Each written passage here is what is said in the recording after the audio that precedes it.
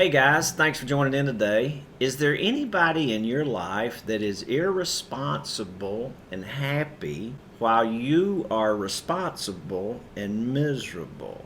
This can easily be fixed by establishing some boundaries and clarifying who's responsible for what and who owns what. Just need to put up a few fences so you can keep their miserable stuff out of your yard and keep it over there on their yard.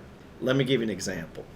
My son Andrew has struggled through his life with taking responsibility for his life and being responsible for his life and building his life. He's fixed it now, but I feel like part of the problem was he had people rescuing him, and when everybody quit rescuing him, he reached out to me to rescue him because he knew I wouldn't rescue him. And I wanted to share with you how putting up some fences and healthy boundaries for him helped him.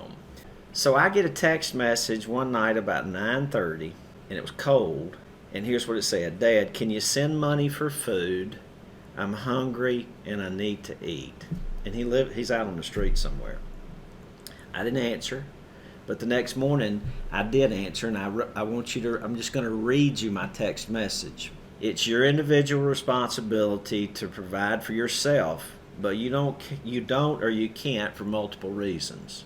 We could debate the reasons, but the bottom line is it's irresponsible not to have money for basic needs at 27 years of age. God intended for you to carry this load on your own.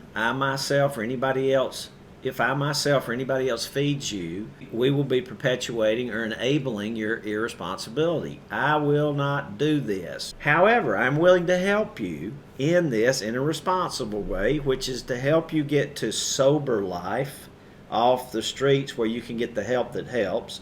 Another meal doesn't help you. It only continues to enable your irresponsibility. Remember what I believe. I've been consistent with my message. You need to seek deliverance and healing. The doctors can help you regulate your mood swings with the right medication and cognitive therapy. The Holy Spirit can help you with deliverance and complete healing. And sober life can help you learn skills, life skills, that provide structure and accountability so you can begin to learn how to become self-sufficient. There's lots of hope out there, Andrew. You can do this, but I can't do it for you. I'm praying, and many others are, that you will make the right choice. So here's the bottom line.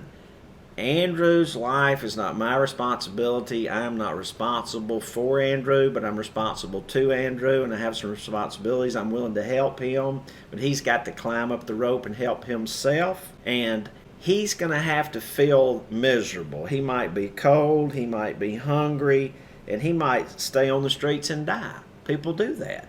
But it's not my responsibility to go out there and be miserable because I'm allowing his irresponsibility to affect me.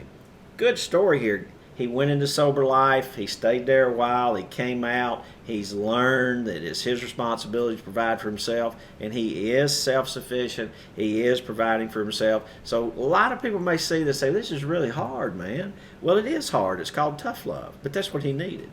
That's the way the universe, that's the way God set it up. You're going to reap what you sow.